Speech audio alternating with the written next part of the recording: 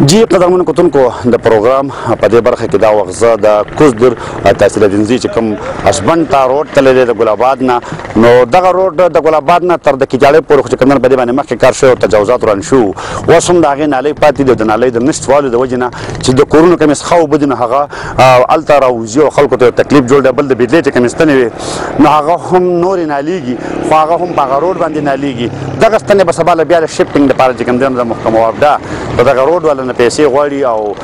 دغه کوي بیا نو نه هلته نالۍ شوي دي او نه چې کوم دی نو هغه ستنې روکاو شوې الان کې تجاوزات چې کوم وران شوي دي هغه ملبه هم په ځای باندې پرته ده نو دغه خو لا د هغه ځګي کمی دی خو د کیجاړۍ نه بره بیا د اسبن پورې چې کوم دی نو په دې روډ باندې کار شروع شوی دی او خاوره پې اچولی شوی وه فیلینګ شوی دی کولاو شوی هم دی د هغې وجې نه دلته کې چې کوم دی نو خلک فریاد کوي چې دوړې دي او چې کله باران وشي نو بیا خټي اوس چې کوم دی نو روړۍ هم پې اچولی کېږي او ګاډو والا ته چې کوم دی یو تکلیف دی په دغه حواله باندې د خلکو چې کم ټایپ تکلیف سره هغه مخ دي نو دغلته چې کوم ګاډي ځي اسبن ته او د هغه ځای چې کوم مقامي ولس دی د هغې سره به د دغه تکلیف او د روډ په حواله باندې خبره کوو چې مطلب ولې چې کوم دی تر اوسه پورې دغه سړک چې کوم دی د دغې کار نه کېږي او کار چې کوم دی دا د ژوند کار دی په دغه محمد اسرار خان تاسو به په دې سړک باندې نه راغلي او په فیسبوک باندې او په مختلف سوشل میډیا باندې دا خبره کېږي چې یاره د ګل آباد اسبن روډ باندې کار انتهایی سستۍ شکار دی یا کار نه کېږي نو دا فیز وایز کار دی ګل آباد نه کیتیاړۍ پورې بیا کیتیاړۍ نه د خانپور سیاه طرف ته هغه په خپل حساب باندې روان دی او د کیتیاړۍ موړ نه چې کوم دی نو دا د اسبنه پورې بلکې د سانام ډیمه پورې دا بل پیز دی نو په دې باندې د دې ټنډر شوی دی د دې پیسې میلاو شوي دي کنټرکټر سره پیمنټ هم شوی دی په چونکې د دې مخکې ریټونه کم وو اوس ریټونه چې کوم دی نو لکه مارکیټ ریټونه سیوا شوي دي نو کنټرکټ مونږ په کنټرکټر مونږ په دې خبره باندې دا کړی چې بھائی ته به فورن کار شروع کړې تاسو به لیدلي چې یاره 70 ټپکانه چې کوم دی نو هغوی په روډ باندې اچولی هم دی بلکې ما ورته دا ویلي چې ما ته به دا ایشور کوئ چې د روژې نه مخکې به تاسو چې کوم دی په دې باندې دا روړه بچه وهئ او انشاءالله چې د اختر خواوشا به چې کوم دی په دې باندې ترکول کېږي د اخکته روډ چې دا کریډټ هم په تحصیل دنزي کې تاسو ته ځي چې د انکروچمنټ خلاف اپریشن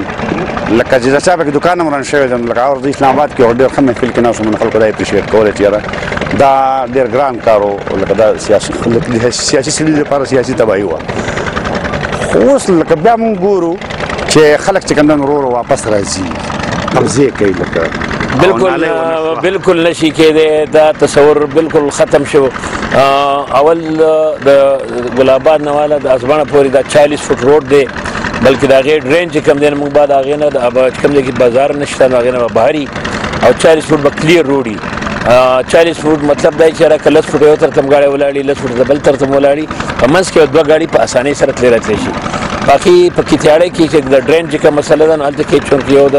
اریګیشن والا ده د هغې هم ټنډر شوی دی خو هغه د ټیکهدار د سستۍ د وجې نه هغه کار لم لیټ کوي کار نه کوي د دې اوس چې کوم دی نو زموږ چې کوم ای ډي پي کرنټ ای ډي پي وه د الیکشن کمیشن د هدایتو باندې هغه چې کوم دی نو لږه وروسته شوه په 22 فروری باندې د دې ټنډر و 1.5 کروړ روپۍ دې ډرین له موږ په کیتیاړۍ کې یا نور کې موږ ایستلي دي چې یاره د دې کې به ښه ښکلی ډرین جوړېږي د دې ته موږ ښکلی فوټپات هم جوړو چې یاره دا د خلکو د آبادۍ او د سړک په منځ کې یو برید وشي نو دا به انشاءالله د ګل آباد نه هم شروع کېږي او دا به کیتیاړۍ ته هم رسي او د کیتیاړۍ نه به بیا بهر چې کوم دی نو دا اسبن طرف ته او د اسبن ډبره هم او په غرونو کې هم کمینې بټان ته دی که اوچ طرف ته دی هر طرف ته چې دی نو دا به انکروچمنټ به ختمېږي او دا روډ به خلک ورکوي په دې کې زه د ټول دنزي د خلکو انتهایي مشکور یم چې دوی زموږ سره تعاون کړی دی هېڅ قسمه ریزکشن نه دی کړی بلکې د هغو خلکو اوس په دې خوشحاله دي چې یاره که د اوچ خلک دي که د ګل آباد کیتیاړۍ تازهګرام شوي خلک دي په دې خوشحالي چې یاره روډ کولاو شو بلکې دا د خلکو سړکونه دي د خلکو لپاره سهولتونه جوړېږي نو انشاءالله چې زه په هغه کې نه یم چې یاره زه به لکه خلکو ته مخې ته نه ورځم زه د خلکو لپاره خلکو مخې ته ورځم دا څه داسې څه جرم خبر نه ده که زه یو ښه کار کوم نو په هغې کې خلک چې کوم دی نو هغه زموږ سره تعاون هم کوي او که څوک غلط کار کوي د هغې بالکل موږ مخنیوی هم کوو هغې ته مخې ته ودرېږو